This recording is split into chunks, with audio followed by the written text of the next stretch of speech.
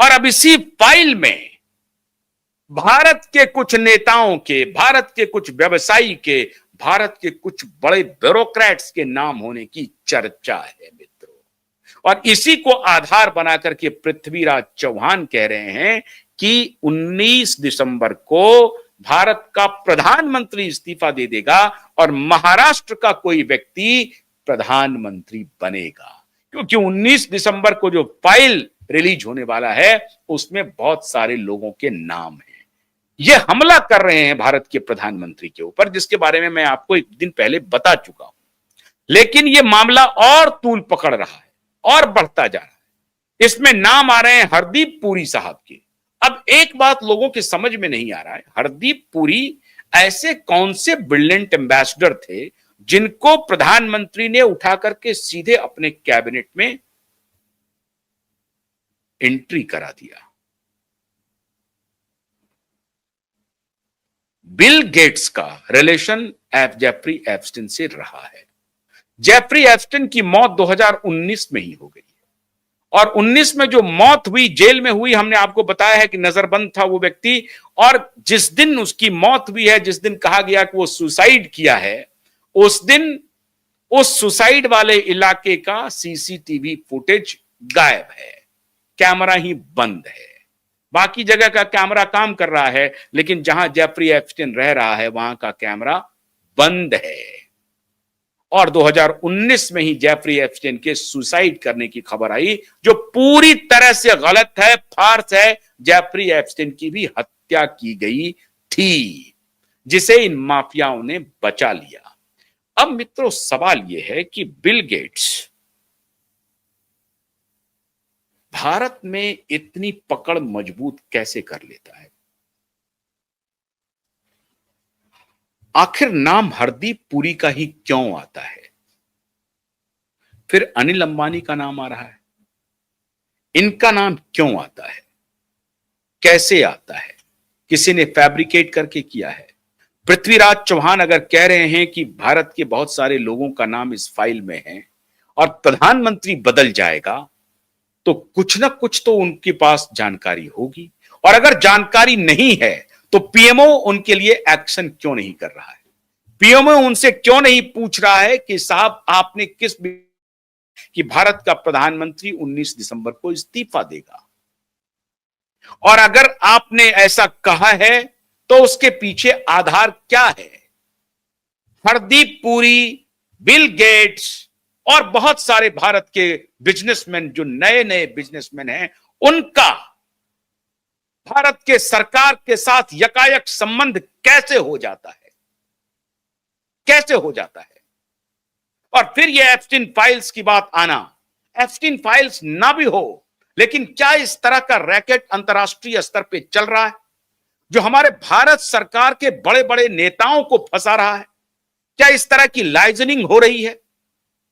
यह इंक्वायरी का विषय है और मैं समझता हूं इसमें नेशनल सिक्योरिटी एडवाइजर को डायरेक्टली इंटरवीन करना चाहिए। भारत की रिसर्च एनालिसिस विंग को डायरेक्टली इंटरवीन करना चाहिए। आरएडब्ल्यू को तहकीकात करनी चाहिए कि भारत का कौन ब्यूरोक्रेट इस तरह के इंटरनेशनल सेक्स रैकेटियर के साथ, जेफरी एप्स्टीन चले गए, हो सकता है कोई और जेफरी एप्स्टीन आ रहा हो, उनके साथ कोई रिश्ता है। यह तहकीकात का विषय अब बन गया है मित्रों। लेकिन भारत के प्रधानमंत्री को उससे जोड़ने की जो साजिश चल रही है, यह रिजीम चेंज करने का जो खेल चल रहा है ना, यह उसका हिस्सा है। 19 दिसंबर कल बीत जाएगा, प्रधानमंत्री इस्तीफा नहीं देंगे, फाइल खुल जाए। मैंने इसके बारे में भी आपको पहले बताया हुआ है कि हो सकता है कि फैब्रिकेटेड कुछ वीडियो, कुछ फोटोग्राफ रिलीज भी कर दिए जाएं, प्रधानमंत्री को बदनाम करने की पूरी कोशिश भी हो, और इसकी गारंटी अमेरिका ले ले। अमेरिका का डोनाल्ड ट्रंप के वीडियो, डोनाल्ड ट्रंप के फोटोग्राफ पब्लिक हैं, आप देख सकते हैं। पूरा डोनाल्ड ट्रंप जिन लड़कियों के साथ घूम रहे हैं, गा रहे हैं, बजा रहे हैं, आज से नहीं बहुत पहले से, तो उनका क्या है? उनको नंगा नहाएगा क्या, निचोड़ेगा क्या? तो जो खुद ही नंगा है उनको किस बात का फर्क है? डोनाल्ड ट्रंप की बात नहीं है। लेकिन प्रधानमंत्री का नाम इसमें शामिल करना, भारत के प्रधानमंत्री को इसमें घसीटना, यह कहां तक उचित है? यह बात सही है कि ठीक है, अभी आ रहा है हरदीप पुरी जी का नाम। हरदीप पुरी अमेरिका में एम्बेसडर थे, जांच होनी चाहिए है अगर बात तो पता चल जाएगी। लेकिन अभी कुछ डेवलपमेंट हो रहे हैं और मैं समझता हूं प्रधानमंत्री कार्यालय इस पर बहुत मुस्तैद है, मुस्तैद होना भी चाहिए। लेकिन 19 दिसंबर को इस्तीफा कौन देगा? डोनाल्ड ट्रंप देगा या इंग्लैंड में भूचाल आएगा? इंग्लैंड में जिनको भूचाल देना था वो तो $12 बिलियन का 12 मिलियन पॉन्ड्स का समझौता कर दिया। उनकी तो मट्टी पलीद होनी थी, हो चुकी है। वो गुफ्रे ने उनके साथ समझौता कर लिया, वर्जीनिया गुफ्रे ने, लेकिन उसके बाद भी उनकी फोटोग्राफ पब्लिक कर दी। 12 मिलियन पॉन्ड्स के समझौते के बाद भी वर्जीनिया गुफ्रे ने उस समझौते को तोड़ दिया और फोटोग्राफ रिलीज हो गया, बाहर आ गया। तो जिनकी मट्टी पलीद होनी थी हो गई। बिल क्लिंटन की मिट्टी पलीद पहले ही हो गई थी, मोनिका लेविंस्की में और जेफरी एप्स्टेन वाली में भी। डोनाल्ड ट्रंप की पहले भी मिट्टी पलीद हो चुकी है, उनके ऊपर ऑलरेडी केस चल रहा था, अभी इसमें नाम भी आ जाएगा तो क्या होगा। लेकिन एप्स्टेन एप्स्टेन एप्स्टेन की चिल्लाहट हो क्यों रही है? निशाने पर भारत है, निशाने पर भारत सरकार है, निशाने पर मोदी है कि अब ये जो आखिरी असॉल्ट है ये कर देते हैं मोदी को बदनाम करने की। और एक बात तो मानना पड़ेगा कि भारत सरकार से कहीं ना कहीं कुछ ना कुछ तो गड़बड़ी हुई है। इस तरह के लोग भारत सरकार के नजदीक पहुंचे कैसे? आखिर लोग ये सवाल उठा रहे हैं कि हरदीप पुरी एक ब्यूरोक्रेट, एक एम्बेसडर इतना शक्तिशाली हो गया जिसको मोदी जी ने हैंडपिक किया और मंत्रालय दे दिया। कैसे दे दिया? अंबानी के बारे में चर्चा हो रही है, अभी तो अंबानी के खिलाफ तो छापेमारी हो रही है ईडी की, कहां से नाम आ गया उनका।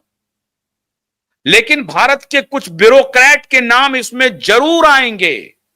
कुछ भ्रष्ट ब्यूरोक्रेट के नाम आप इस एप्स्टेन फाइल में अगर आप देखें तो चौंकिएगा नहीं, क्योंकि यह बात सर्वविदित है कि भारत के कुछ भ्रष्टतम ब्यूरोक्रेट अय्यासी के सारे रिकॉर्ड तोड़ चुका है और दुर्भाग्यवश वो सारे अय्यास ब्यूरोक्रेट इस सरकार में भी, इस सरकार के भी प्रदक्षिणा लगा रहे हैं। और यह बात मोदी जी को समझनी पड़ेगी कि आज उसी का नतीजा है कि इस तरह की खबरें लीक हो रही हैं।